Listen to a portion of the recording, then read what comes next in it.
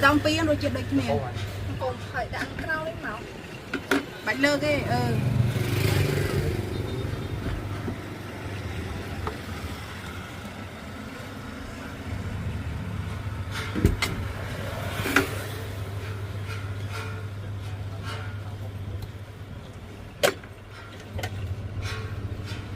chợ tay mà mờ cái chợ tới tay nó phải chợ smart kia của mình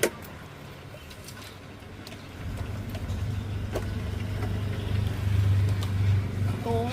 thơ đôi chặt cà phê chài bây 4 ngày tới mặt tới so mà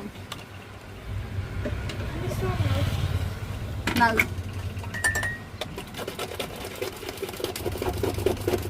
bây giờ thơ đôi phục mình nhà này phay mình